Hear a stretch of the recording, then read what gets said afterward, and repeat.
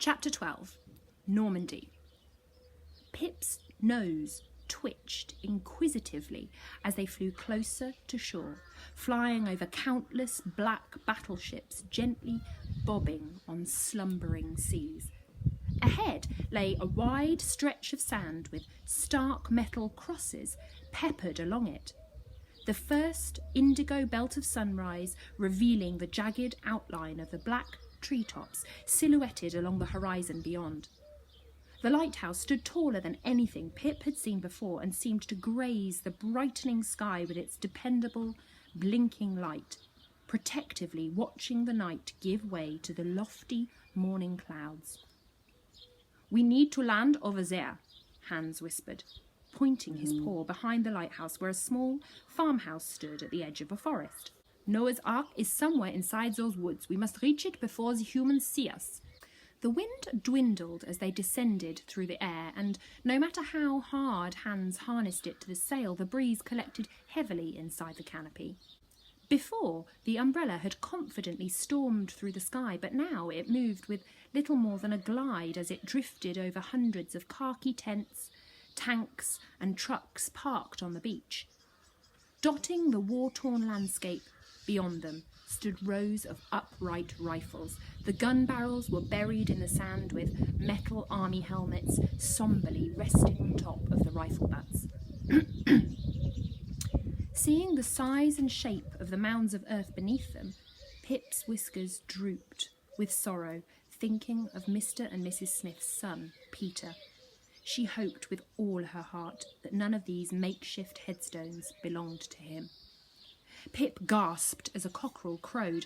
The farmhouse chimney had crept directly into their path as they approached the roof. Hans yanked the sail, but the silver handle scraped harshly against the brick stack, knocking the umbrella backwards into the grey slate roof with a crash. Pip squeaked loudly in alarm. "Shh!" Hans scolded, covering her mouth with his paw as the umbrella ground to a stop, precariously hanging by its canopy from the peak of the roof.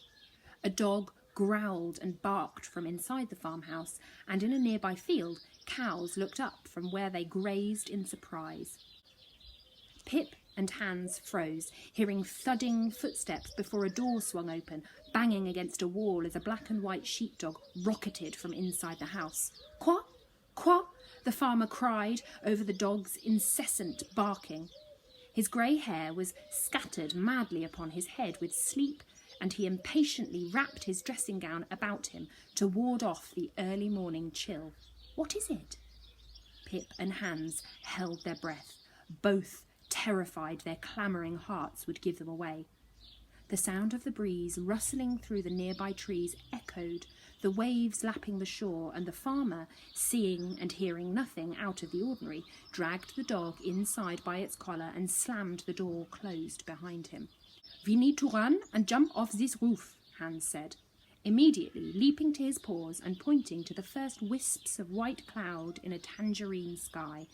"The sun is rising, and we are sitting ducks if we stay here. We need cover from the forest, and G.I. Joe is waiting for us there with the resistance." "All right," Pip nodded, staring into the thick, rugged woodland, wondering how many creatures lurked there unseen.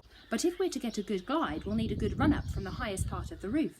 Come on," she said, hurrying up inside the open umbrella canopy with Hans at her heels. "Now push," she cried, and the rat joined her, shoving the umbrella along the peak of the roof with their paws.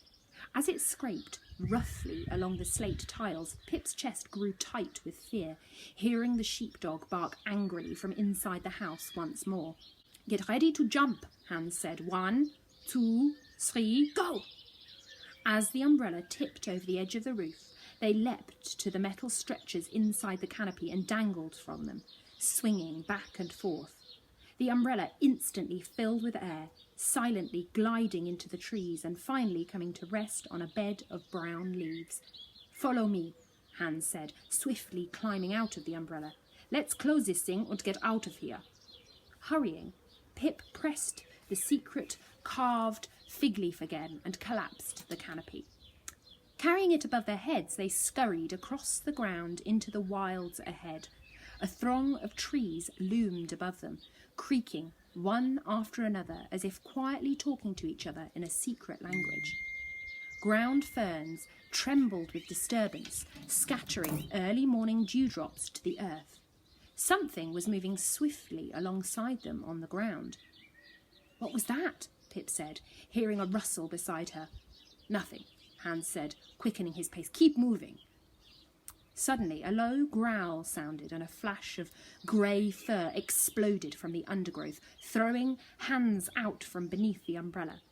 As it flew from Pip's grasp, she cowered in horror, watching a tabby cat leer over Hans as he lay stunned on the ground.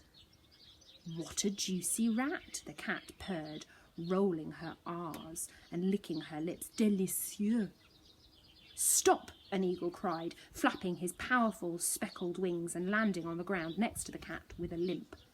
A slim white pigeon settled next to him and fluttered her eyelids.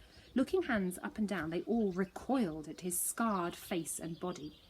With a gasp, Pip stepped backwards and hit a wall of fur. Blocking her path was a tall, muscular rabbit, looking down his twitching nose at her. Another hopped beside it from the undergrowth, while squirrels stared from lofty branches, flicking their bushy red tails.